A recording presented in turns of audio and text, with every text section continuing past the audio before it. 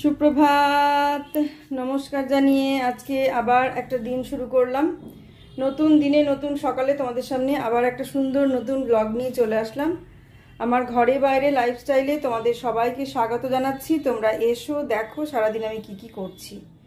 আশা করছি তোমরা নিশ্চয়ই ভীষণ ভালো আছো আর আমিও ভীষণ ভালো আছি। আজকে বৃহস্পতিবারে তো পুজো তো হবেই, আর তার আগে আমি এই ঘরটাকে একটু গোছাবো, চেষ্টা করছি গুছিয়ে নেওয়ার, আর সেটা তোমাদের সঙ্গে শেয়ার করছি। তো দুটো ব্লগ হবে, একটা বৃহস্পতিবারের পুজোর ব্লগ হবে আর একটা ঠাকুরঘর গোছানোর ব্লগ হবে।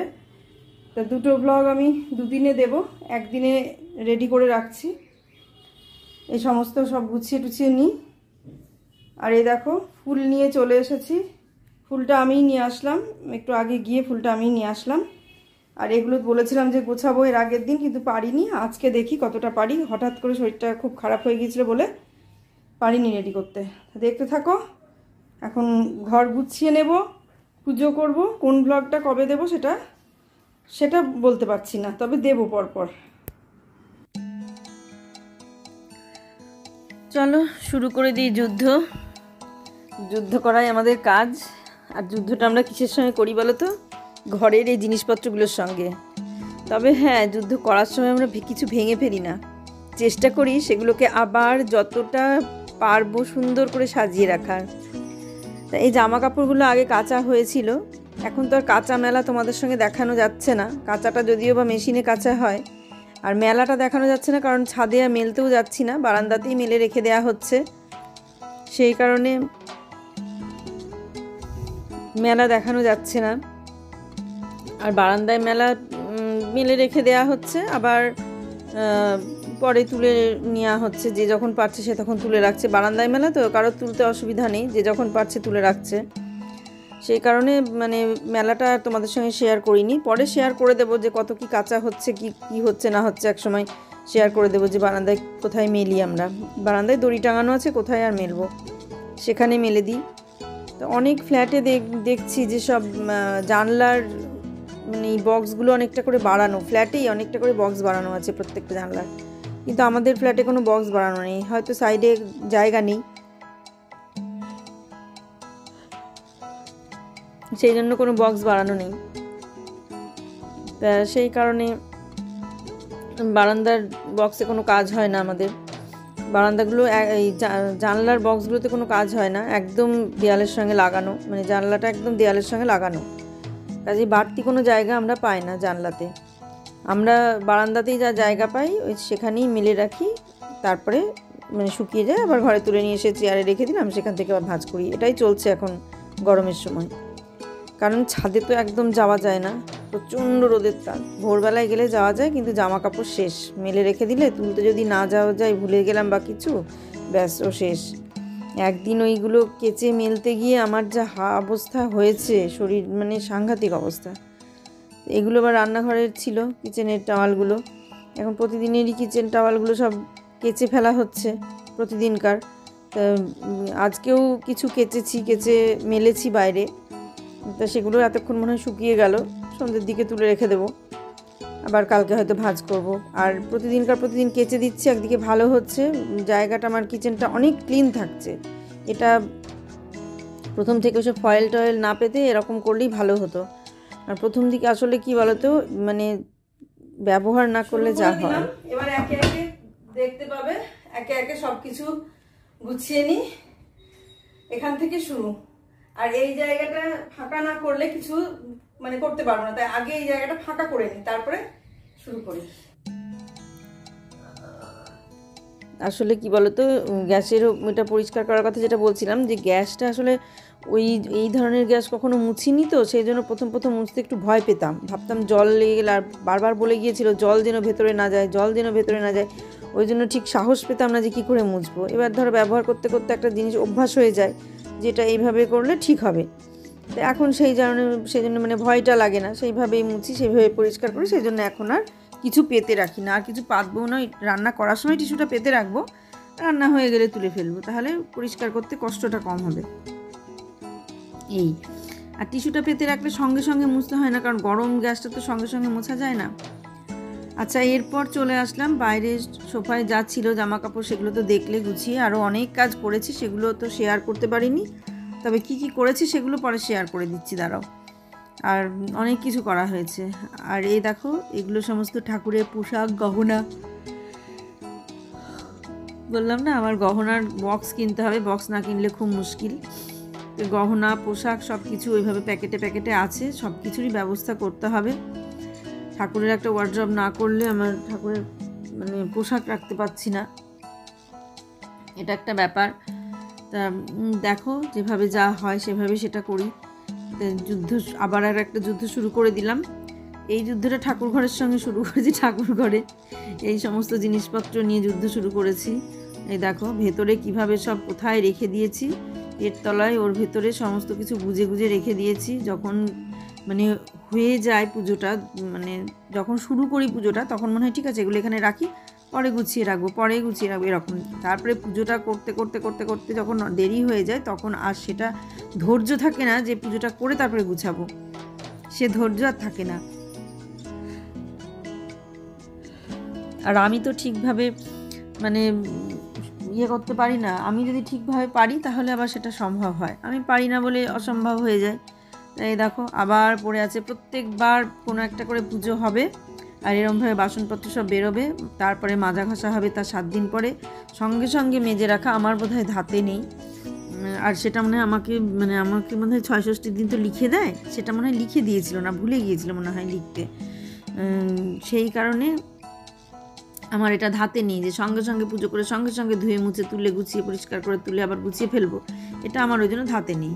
ওই আছে আছে আছে আছে, আবার যেদিন মন হবে সেদিন সব কিছু করে নিলাম, নিয়ে গুছিয়ে এই যে আজকে গুছিয়ে পরিষ্কার করে ফেলবো, গুছিয়ে ফেললেই তো হয়ে গেল গুছানো, আর তো নোংরা থাকবে না, অগোছালো হয়ে থাকবে না। তাই যে আলমারিটা খুললাম এবার, আলমারির মধ্যে দেখো সব পেপার জড়িয়ে রেখে দিয়েছি, এটা সেটা ওটা দুনিয়ার পেপার। আগে এই পিতলের বাসনগুলো সমস্ত গুছিয়ে নিই, তারপর পাথরের থালা আছে কটা, পাথরের থালাও গুছিয়ে নেব, কোথায় কি রাখবো এই চিন্তা ভাবনা করতে করতে অর্ধেক সময় চলে যায়। একবার ভাবছি এটা এখানে রাখি, একবার ভাবছি ওটা ওখানে রাখি, একবার ভাবছি সেটা ওখানে রাখি। আজকে দেখো কত রকমের ঘট আছে আমার, কিন্তু বের করি না। আমি অত ঘট বের করে কি করব, যত ব্যবহার করব তত মাজতে হবে। আর ঘটগুলো কেমন হয়েও গেছে, এগুলো যদি দোকানে দেওয়া যায় তাহলে ওরা পালিশ করে চকচকে করে দেবে কিনা আমি জানি না। তবে আমার মানে মনে হয়েছে একবার যে ওই ঘটগুলো অনেক দিনের, তো ঘটগুলো দোকানে দিয়ে দেখবো পালিশ করে দেয় কিনা, তাহলে চকচকে হয়ে যাবে। আর পঞ্চপ্রদীপটা আমি বের করে রাখলাম এবার, যে না পঞ্চপ্রদীপ বের করে রাখি। আর ওই যে আচমনের কী বলে ওটাকে, আচমনের পাত্রটাকে কি বলে আমি জানি না, এই আচমনের এই করার যে পাত্রটা, যে চামচটার পাত্রটা, ওটা আমাকে আমার মা দিয়েছিল। মা কোথায় গিয়েছিল সেখান থেকে বেরিয়ে এসেছিল, তখন ওইটা কিনে নিয়ে এসেছিল।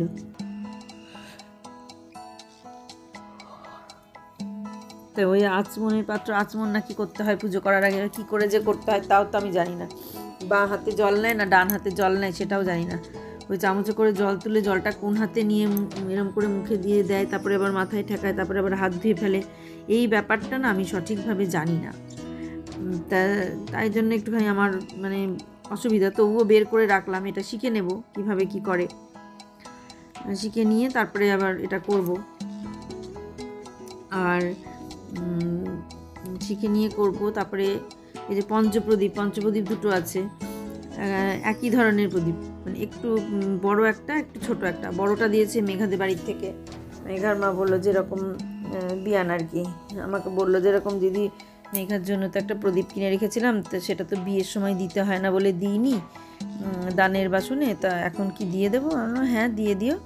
মেঘা আবার প্রদীপটা নিয়ে এসে এই ঘরেই দিয়ে দিয়েছে, দেখুন নাও মা দিয়েছে তাই বলে দিয়েছে, তো ভালোই হয়েছে। আমি বের করি বড় প্রদীপটা, যখন কোনো পুরোহিত এসে পুজো করে তখন ওই ওদের বাড়ির প্রদীপটা বের করি, কারণ ওটা একটু বড় তো ভালো লাগে দেখতে। আর যখন আমি নিজে করি ওই ছোটো পঞ্চপ্রদীপটা বের করি না, তবুও মানে সবসময় আমি ব্যবহার করি না। আমি যখন নিজে পুজো করি তখন যেদিন বিশেষ বিশেষ দিন থাকে পঞ্চপ্রদীপটা বের করি। তা সেই পঞ্চপ্রদীপটা আজকে আবার ভালো করে মানে ইয়ে করে জড়িয়ে টড়িয়ে মাজা হয়ে গেছিলো, জড়িয়ে টড়িয়ে আমি আবার এটাকে বাইরে রাখবো। আমি যে বাইরে রাখলে বের করাটা সুবিধা হবে, আর কিছু কিছু জিনিস বাইরে রাখলাম, আলমারিতে রাখলে খুব সমস্যা, কারণ ওই বের করা খুব অসুবিধা। এই থালাটা প্রথমে ভাবলাম বাইরে রাখবো, তারপর দেখলাম না বাইরে রাখবো না। আমি কটা কাঁসার থালা কিনবো ঠাকুরের জন্যে, কাঁসা, পিতলের কিনবো না, মানে ছোট ছোট থালা প্রসাদ দেওয়ার জন্যে। পাথরের থালাও দেবো, কাঁসারও কিনে নেবো, মাঝে মাঝে পাথরের দেবো, মাঝে মাঝে কাঁসার দেবো। তবে কাঁসারগুলো কি, আমার কাঁসার থালা ছিল প্রচুর, এখনও আছে 2-3টে, কিন্তু কাঁসার থালা মাঝে মাঝে কালো হয়ে যায়, ওই জন্য আমার ভালো লাগে না, ওই জন্য তুলে পাথরের থালা ব্যবহার করতে শুরু করেছি। তবে কাঁসারও রাখবো, মাঝে মাঝে কাঁসার দিতে ভালোই লাগে। কাঁসার থালা, গ্লাস সবই ছিল।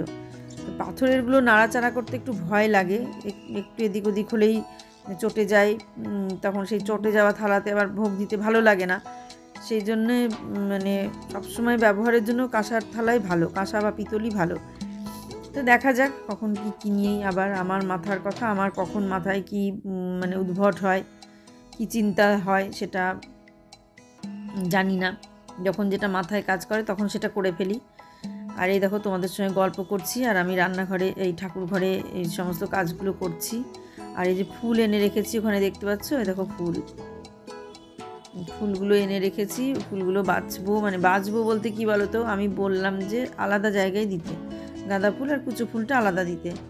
সঙ্গে সঙ্গে বললো আমার প্যাকেট নাই, ছোট প্যাকেট নেই, সব বড় প্যাকেট, অত সেই জন্য 2টো প্যাকেট দিতে পারবো না। তা সে বলার ধরন কি, এবারে খ্যাচ করে বলছে। তা দেখলাম যে যা দিচ্ছে দিকে, আর কথা বাড়ালাম না, কারণ আমি এখন কোথায় যাব, অত দূরে যেতে গেলে অনেক দূর। তো যেভাবে বলছে বলুক গা, বললাম ঠিক আছে দাও। বললো এক সাইডে করে দিচ্ছি, অসুবিধা হবে না, তুমি যতই সাইডে দাও আর যাই দাও, ওই বাড়ি নিয়ে যেতে যেতে কুচো ফুল তাই কোনো দিন হয় মিশবে না। দিয়ে সে আবার ফুল ঝুড়িতে ঢেলে তারপরে বেছে তারপরে পুজো করা, ওই জন্য একটুখানি আমার অসুবিধা হয়ে যায়। আর ফুলের দাম কত গো, 10 টাকার ফুল নেই, আমি 10 টাকার ফুল 20 টাকার ফুল দিল। আবার আকন্দর মালা আলাদা নিল 10 টাকা, আবার আরও 10 টাকার ফুল নিয়ে মোট 40 টাকার ফুল নেওয়া হয়েছে জানো। ফুল এত, আর কটা গাঁদা ফুল তাও থাকলো, গাঁদা ফুলগুলো রেখে দিলাম। আর কুচো ফুলগুলো নেই, কুচো ফুল দেখি আবার কালকে যদি 10 টাকার ফুল কিনে আনি তাহলে তার মধ্যে কুচো ফুল দেবে। আর তুলসী পাতা, বেল পাতা সব থেকেই গেল, ওগুলো আর লাগবে না, ওগুলো রেখে দিলাম। কিন্তু ফুল কিনতে গেলে তার মধ্যে আবার দিয়ে দেয়, কিনতে গেলে ওর মধ্যে আবার মানে কুচো ফুল দিয়ে দেয়, এই বেল পাতা তুলসী পাতা দিয়ে দেয়। তো যেভাবে দেয় সেভাবেই দেবে, দিক, তাতে অসুবিধা নাই। ওইভাবেই নিয়ে আসলাম, নিয়ে এসে নিজের মতো করে নিলাম। আর এই দেখো, এই যে কবে থেকে করব ভাবছি, গুছাবো ভাবছি, বললাম না আমাকে লিখে দেয়নি, আমার মানে লেখার সময় ভুলে গিয়েছিলো, বোধহয় চাটা খেতে গিয়েছিলো বা স্নান টান করতে গিয়েছিলো বা পায়খানা বাথরুমে গিয়েছিলো মনে হয়। ওই জন্য ষষ্ঠী পুজোর দিন তো লেখে, 6 ষষ্ঠীতে সব ভাগ্যটা, ওই ভাগ্য লেখার সময় আমাকে ওইটুকুনি বাদ দিয়ে দিয়েছে, যে হয়তো উঠে কোথাও গিয়েছিল, অনেক কিছুই বাদ দিয়েছে, তার মধ্যে এটাও বাদ দিয়েছে যে সঙ্গে সঙ্গে সব কাজ করতে পারবে না, ওই পড়ে থাকবে তারপরে করবে। কিন্তু তাই বলে ঘরের অন্যান্য কাজ যে পড়ে থাকে তা না, যতক্ষণ শরীর আমার সচল থাকে ততক্ষণ আমার ঠিক থাকে। আসলে কি বলতো, ঠাকুরের বাসন মাজাটাতে আমার খুব অলসতা, ঠাকুরের বাসন মাজাটাই আমার কেন অত অলসতা যায় না। কিন্তু রান্নাঘরে দেখো গা, রান্নাঘরের বেসিনে যদি বাসন জমে বা এখানে সিঙ্কে 2টো থালবাটি জমলো, ফটাফট ধুয়ে নিলাম। কিন্তু ঠাকুর ঘরের বাসন মাজতে অলসতা, কারণটা হচ্ছে ওখানে জলের কোনো ব্যবস্থা নেই। যদি আবার বারান্দায় একটা জলের ব্যবস্থা থাকতো তাহলে কখনোই বাসন আমার পড়ে থাকতো না, অব্বে বাসন সব মাজা হয়ে যেত। এই জলের প্রবলেম, বাসন সব নিয়ে যেতে হয় ছাদে নিয়ে গিয়ে মাজতে হয়, এই কারণে আমার সমস্যা হয়। বারান্দায় একটা কলের ব্যবস্থা করার কথাবার্তা চলছে, কিন্তু আমাদের এই বাড়ির লোক এখনও স্কুল যাওয়াই বন্ধ করতে পারছে না। আজকে স্কুল যাচ্ছে, আজকে অমুক জায়গায় যাচ্ছে, আজকে অমুক অফিসে যাচ্ছে, সে চলছেই, তার অফিস যাওয়া, তার এখানে যাওয়া, তার সেখানে যাওয়া, কিছুতেই বন্ধ হচ্ছে না। তো ওই লোক বাড়ি না থাকলে পরে কি করে এই সমস্ত কাজগুলো হবে বলো। এগুলো তো সব কাজ আমি হয়তো দাঁড়িয়ে থেকে দেখে নিতে পারবো, কিন্তু প্রথম দিন যখন শুরুটা করবে, কোনো কিছু লাগলে তখন তো সেটা আনতে যাওয়ার ব্যাপার আছে। সে নাই আমি ওদেরকে না হয় টাকা দিয়ে দিলে ওরা না হয় কিনে নিয়ে আসবে, কিন্তু তবুও তো সামনে থাকতে হবে। বারান্দায় একটা কল না করলে খুব মুশকিল। কল একটা ছিল, সে কলটা তো ওয়াশিং মেশিনের সঙ্গে সেট হয়ে গেছে। ওখানে বেসিন ছিল, যেখানে ওয়াশিং মেশিন আছে সেখানে আমাদের কল বেসিন সব ছিল, কিন্তু তো ওয়াশিং মেশিনের সঙ্গে সেট হয়ে গেছে, বেসিন খুলে ফেলা হয়েছে। ওয়াশিং মেশিনের সঙ্গে যখন সেট হয়েছে সেই কারণে আর কিছু করা যাচ্ছে না, সেই কারণে কিছু করা যাচ্ছে না বলে এখন মানে কী করবো জানি না, কবে সময় হবে, কবে ফাঁকা হবে। আর বলছে অতিরিক্ত গরমে আমি পারছি না, অত গরমে। হ্যাঁ, গরমে কাজ টাজ করানো খুব মুশকিল, কারণ বাইরে কাজ করবে তো, এবার যতক্ষণ কাজ করে ওখানে দাঁড়িয়ে না থাকলে কোথা থেকে কী করে দেবে তার ঠিক নাই। আর তারপর আমাদের ওপরে কাজ করলে নিচে আবার লোকজন যায়, দুপুর টাইম ছাড়া ওখানে কাজ করা যাবে না। ওই বেলা 2টো থেকে 4টে পর্যন্ত একটু ফাঁকা থাকে, ওই 2 ঘন্টার মধ্যে কাজ করতে হবে। গ্রিল টিল লাগানোগুলোও তাই, ওই টাইমটায় না করলে খুব মুশকিল। তো এ দেখো এইখানটা আবার মানে এটা টেবিলটা মুছে নিচ্ছি, সমস্ত গুছানো মোটামুটি হয়ে গেল। গুছানো হয়ে যাওয়ার পরে টেবিল মুছে নিয়ে তারপরে এর ওপরে ঠাকুরের খাটটাকে তুলে দেব। তো সেটাই বলছিলাম যে গরমের সময় যে কাজ করার কথা যেটা বলছিলাম, তা খুব অসুবিধা, সেই কারণে গরমের সময় আর কাজ করানো মানে করাতে চাইছে না ও। আরও বলছে দাঁড়াও আর একটু জল বৃষ্টি পড়ুক তারপর, কিন্তু জল বৃষ্টি হলে আবার এত উঁচুতে কেউ কাজ করবে না, সব দিক থেকে মুশকিল, স্লিপ করার ব্যাপার থাকে এতটা উঁচুতে। আর আগে যখন করেছে তখন তো গ্রিল ছিল না, ফাঁকা জায়গাতে এর দিকটা ধরে ও দিকটা ধরে করতে পেরেছে কাজ। আর এখন এত গ্রিল হয়ে গিয়েছে, পুরো বাইরে থেকে কাজ দড়িতে ঝুলে করতে হবে যে কোনো কাজ, সেজন্য খুব সমস্যা।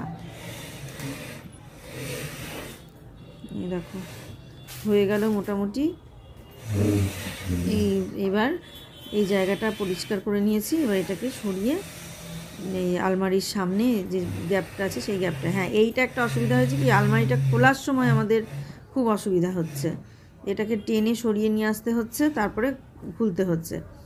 তো জায়গা এতদিন এই কদিন তো খুব মানে সাংঘাতিক অবস্থা হয়েছিল, সেই জন্য আরও খারাপ পরিস্থিতি ছিল। আর এখন তাও একটু মানে পুরো এই গুছিয়ে নিলাম, এবার আর অতটা অসুবিধা হবে না। আর এই দেখো এইভাবে ঠাকুরের থাল বাসনের ঝুড়িটা এর মধ্যেই রাখবো, তাহলে ওপরটা ফাঁকা থাকবে, অতটা মানে খারাপ লাগবে না। এবার ওখান থেকে চলে আসলাম ঠাকুরের প্রদীপের এই জায়গাটা।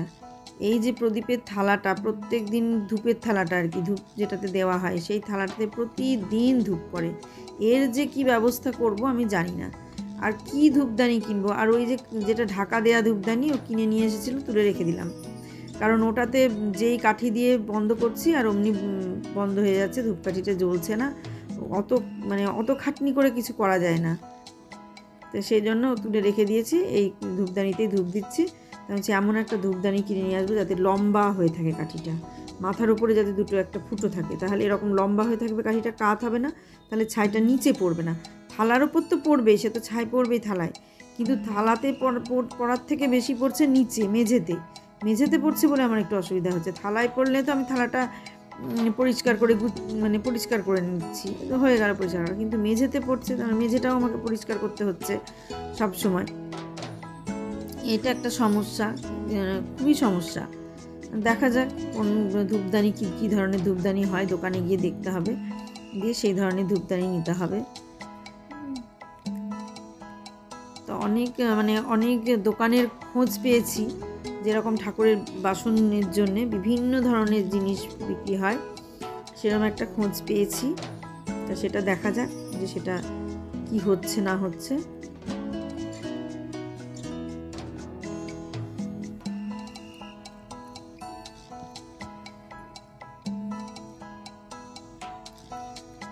যত জিনিস করা যাবে তত পরিষ্কার করতে করতে জীবন শেষ, আর যত কিছু না থাকবে, কম থাকবে, তত পরিষ্কার করতে হবে না, কম পরিষ্কার করতে হবে।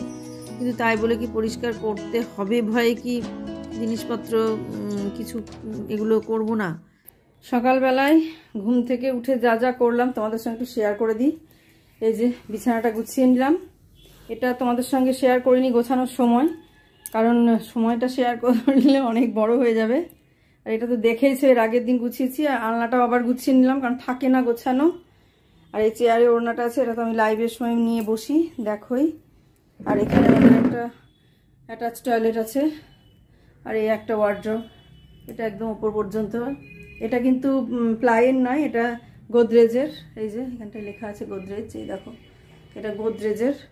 এটা অনেক আগেকার বলতে ওই ফ্ল্যাটে থাকতেই কেনা এটা। আর এখান থেকে বেরিয়ে গিয়ে এই যে এখানে একটা অ্যাকোয়াগার্ড আর ওটিজি আছে, এই অ্যাকোয়াগার্ডটাও ভালো, ওটিজিটাও ভালো, কিন্তু দুটোই মানে ব্যবহার করার জায়গা নেই আর কি, সেই কারণে এখানে এইভাবে পড়ে আছে। যেদিন আবার জায়গা হবে সেদিন আবার হবে। এখান থেকে বেরিয়ে এই টেবিলটা একটুখানি ঠিক করে নেব।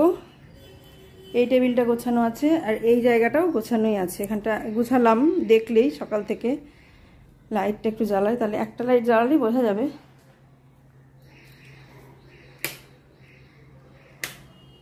এই যে এই জায়গাটাও গুছিয়ে নিলাম। মানে গোছানোর সময় মোটামুটি শেয়ার করেছি, খুব যে বেশি শেয়ার করেছি তা না। আর যেটা মেন করলাম এতক্ষণ ধরে দেখলে, অনেকক্ষণ ধরে দেখলে যেটা করলাম সেটা হচ্ছে এই যে ঠাকুর ঘরটা গুছিয়ে নিলাম। এই দেখো এই জায়গাটা ঠিক নয়, হ্যাঁ এখানেও কিছু কিছু ঢুকানো হয়েছে ড্রয়ারে, সেটা দেখালাম না যখন ঢোকালাম যখন। আর এই জায়গাটা পরিষ্কার করলাম, প্রদীপের এই জায়গাটা, এটা প্রতিদিনই পরিষ্কার করতে হয়, কারণ ধূপের যে ছাইটা পড়ে সেটা পড়ার জন্য আমাকে প্রতিদিনই এই জায়গাটা পরিষ্কার করতে হয়। সব কিছু এই জায়গা পরিষ্কার, সব পরিষ্কার করাই আছে, এখন শুধু স্নানটা করে পুজোটা করব। আর তো দেখেইছো সকালবেলায় দর্শন করিয়েছি, আবার পুজো করব, তখন দেখতেই পাবে। আজ বৃহস্পতিবারে দুটো ব্লগ যাবে। আর এই যে জায়গাটা একদম অগোছালো হয়েছিল সেই জায়গাটা এবার সুন্দর করে গুছিয়ে নিলাম। এই যে এখান থেকে সব কিছু সরিয়ে দিলাম, উলট পালট হয়েছিল। আর এখানে আমাদের একটা স্বামীজির ছবি, রাধাকৃষ্ণ আর বড় মা, আর এটা হচ্ছে নৈহাটির বড় মা উনি, আর ইনি হচ্ছে তারাপীঠের মা। এই আর এখানে ফুলদানি আর একটা ঘট আছে, আর এইটার মধ্যে কিছু জিনিসপত্র টুকটাক আছে এই, আর এখানে কিছু সেরকম নেই। আর এটার মধ্যে অনেক কিছু থাকে, খুলে আর দেখাচ্ছি না। আর এই টুলটাও ফাঁকা হয়ে গেল এখন। টুলের ওপরে ঠাকুরের শুধু খাটটা রাখা আছে, যেটার উপরে শোয়ানো হয় গোপালকে, প্রতিদিন নয় মাঝে মাঝে শোয়ানো হয়, সেই কারণে। তা আমি ভেবেছি যে অষ্টধাতুর গোপাল নিয়ে আসবো, যাতে প্রতিদিন আমি সেই কাজটা করতে পারি, শোয়ানো, তোলা, ঘুম পাড়ানো, আবার তার সঙ্গে স্নান করানো। আর এদিকে এই দিকটাও দেখিয়ে দিই, এই জায়গাটা যে করলাম, গুছালাম, এই দেখো বটিটা এখানে রাখলাম, তামার ঘরটা এখানে রাখলাম। তার কারণ হচ্ছে মাঝে মাঝেই লাগে, তামার ঘরটাও লাগে, বটিটাও লাগে। আর স্টিলের দুটো থালা আছে, থালা দুটোই ভেতরে ওপরেই রেখে দিলাম একটা প্লাস্টিকে করে।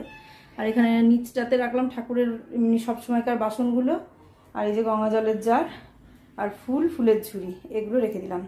আর এই বালতির মধ্যেও কিছু টিস্যু এগুলো সমস্ত আছে মোছা টোছার জন্য, এগুলো এখন বালতির মধ্যেই থাক, কারণ রাখার জায়গাটা খুব কম। আচ্ছা এই জায়গাটা তাহলে সুন্দর করে গুছিয়ে নিলাম। আর এই জায়গাতে কয়েকটা জিনিস বাড়তি মানে বের করে রাখলাম, যেটা হচ্ছে এই প্রদীপদানিটা রেখে দিলাম বাইরে, যে কখনো যদি দরকার হয় সেই কারণে। আর এখানে একটা ঘটি আর একটা আচমনের পাত্র আর কি, দেখিয়ে দিই আচমনের পাত্রটা তোমাদের, দাঁড়াও। এই দেখো এই চামচটা, এই যে চামচ, এটাই কি বলে। আর এই যে এই পাত্র দুটোই পেতলের, এই যে এই দেখো আচমনের পাত্র আর এই চামচ, এইটা বাইরে রাখলাম, কারণ অনেকে বলছে যে আচমন করে নিতে হয় পুজো শুরু করার আগে, তো আমি কি করে করতে যাই না। আর এখানে পঞ্চপ্রদীপটা বাইরেই রাখলাম, এর মধ্যে জড়িয়ে রাখলাম পঞ্চপ্রদীপটা বাইরেই রেখে দিলাম, কারণ হুটহাট করে দরকার হয় তখন ওই আলমারি থেকে বের করা খুব অসুবিধা হয়। তাই এই জায়গাটা এইভাবে গুছালাম। এটা এরকম তো ছিলই, পুরোটা এইভাবেই গুছানো ছিল। আর এইভাবে সমস্তটা গুছিয়ে ঠিক করে নিলাম। এবার আমি স্নান করব, কিছু কাছাকাছি আছে, আর কিচেনের কাজ করব। কিচেনের কাজটা তোমাদের সঙ্গে শেয়ার করছি না। এবার স্নান করে পুজো। তা আজকের ব্লগটা আমি এখানেই শেষ করব, কারণ এই মানে দুটো পার্টে যেহেতু দিতে হবে, সেহেতু এখানেই শেষ করে দেব। আবার পুজো নিয়ে আসছি পরের ব্লগে, দেখতে পাবে। আজকের মতো ব্লগটা আমি এখানেই শেষ করছি। তোমরা কাছে দূরে যে যেখান থেকে আমাকে দেখছো, আমার এই ব্লগ দেখছো, তাদের প্রত্যেককে অসংখ্য ধন্যবাদ। আমি ঠাকুরের ঘর গোছানো দিয়ে আজকের ব্লগটা শেষ করে দিয়েছি। আবার স্নান করে পুজো নিয়ে আসছি, সেটা পরের ব্লগে। আর আজকের মতো ব্লগটা এখানেই শেষ করছি। সবাই ভালো থেকো, সুস্থ থেকো, সাবধানে থেকো। সামনের দিন একটা সুন্দর নতুন ব্লগ দেখার অপেক্ষায় থাকো। আজকে আসছি তাহলে।